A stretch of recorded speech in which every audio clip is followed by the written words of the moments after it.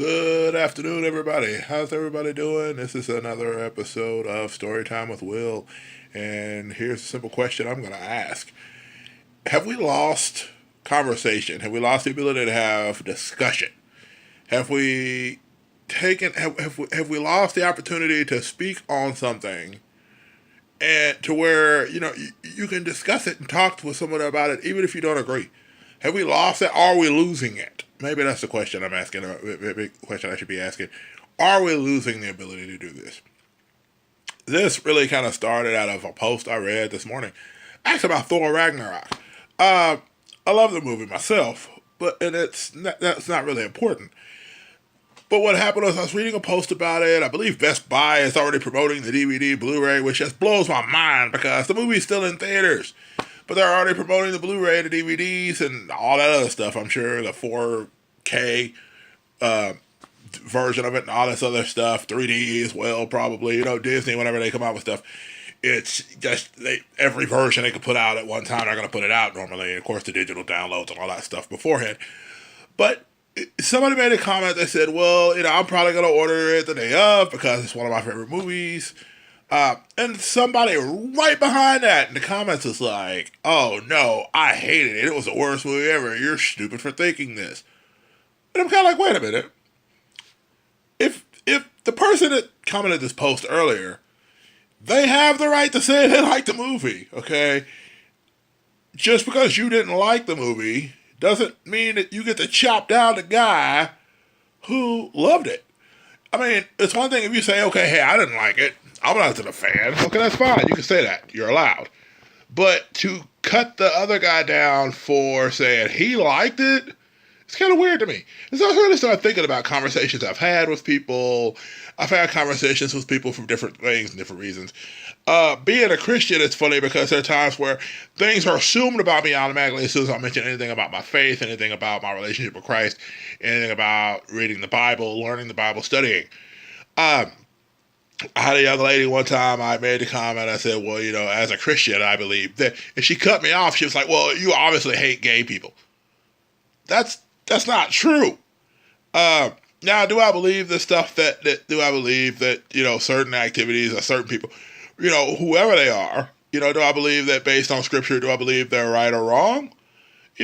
Yes and or no, depending on what those situations are.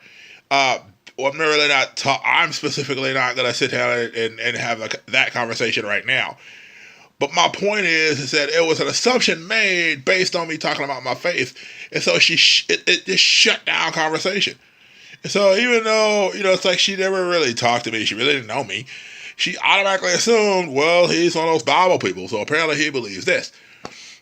And so it's funny because I look at different conversations that people have, different things online, and it's funny because when I think about where we are as a country right now, we have a lot of people on a lot of sides of the fence. You've got, and it's weird because you think you don't have two sides of the fence, but apparently, you have multiple sides to fences in our current culture because, for example, you look at the current situations in the White House and politics and all that stuff, and people get into that and they say, well, I believe this, I believe that, well, if you believe this, then you must be this way. If you believe that, you must be this way.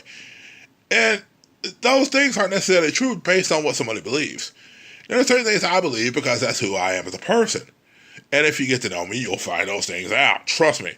But the thing that really blows my mind is that when you start to talk to somebody, I overheard a conversation the other day. I was out and a person made the comment, they said, well, I'm really praying for our country. I'm really hoping that we come together as a country because we really need to be united as a people.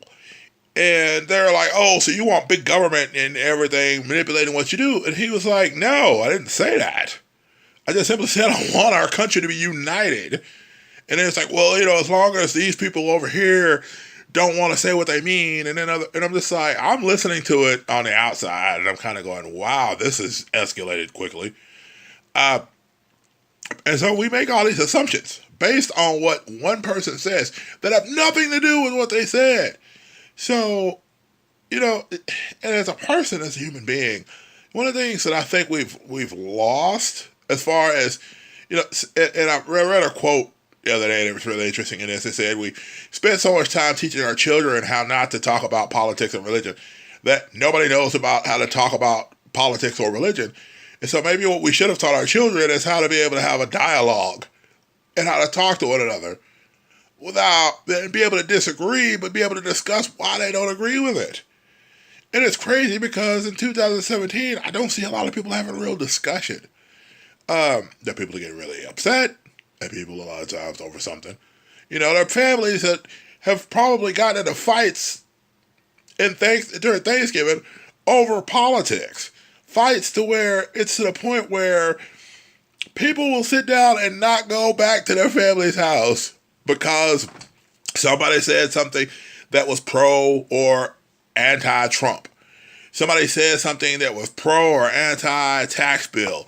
Somebody said something pro or con versus dealing with the situation with people coming out with the different issues with sexual immorality and things like that are going on in our country that are coming out and becoming known. And so people bring stuff up like that. And I've heard all sides of it this past week. You know, people are like, oh, well, you know, if a guy does stuff like that, that's horrible and that shouldn't happen, which is true. That, as far as I'm concerned, no woman should ever have to go through any type of sexual stuff that makes them feel uncomfortable, that puts them in awkward situations, that causes them to not trust themselves or others. Because at the end of the day, one of the things men are supposed to do is we're supposed to make women feel safe. But that doesn't always happen. There are some guys out there that, or, you know, as far as I'm concerned, are boys in man suits. But at the same time, you know, with all these accusations coming out here, you have to understand that every accusation doesn't necessarily mean it's true. Now, you take the accusations, and I get that. You take the accusations at the time, and you look at the situation as it is. But when you've got some people that the minute you say, well, you know, you have to examine the accusation, people flip out and they're like, oh my God, you don't, you're an evil man, you're a misogynist. And I'm going, that's not true. You know, if I'm accused of a crime, you can't automatically assume I'm guilty for it. You have to be able to look at the situation objectively. And I think that's what one of the biggest things is that we've lost the ability to objectively look at situations, and we just go off pure emotion a lot of times. And so that's really what I want to kind of end this. But my question to you all is, what can we do to really bring back the idea of discussion? Really, even when we don't agree, how can we discuss things? How can we take time to talk and discuss amongst ourselves about whatever the subject matter may be? It may be things of our faith. You know, I know people who have different religions. I don't have a problem talking with them. I don't have a problem listening to them, because that's one of the key things I think that you have to have a true dialogue. You have to be willing to listen. And by listening, I mean to not only hear what they're saying, but not preoccupy your mind with thoughts of what you're going to respond with when they get done saying it. Even to the point of being able to come back and be like, okay, so what you said was this. And ask a question. Say, I didn't understand this. Can you explain this to me better? Hey, can you help me understand how this thing works? Whatever. Excuse me. Think about those things. Think about how we can really bring conversation back, but bring discussion back. Because I believe as a culture, and I pray a lot that we not only get to talk to each other, but we really start listening. Because you can't save the problems of the world yelling at each other. It never helps. It never really does. Because at some point you have to calm down, you have to listen. So thank you so much for this time. Thank you so much for listening to this video. And I hope you'll take the time. I hope you will consider subscribing, commenting, and sharing the video. When I say comment, just comment. Put your things down there. I understand if some people put stuff down there that they don't agree with. I get it. And I'll deal with that. I'll process as best I can. Because that's what you do when you have a discussion. You process information, you respond, you don't react, you respond. So I hope that you all will take the opportunity to do that, dialogue with me on this video. So thank you guys as always. Be blessed, be a blessing to somebody, and take care, guys. Love you.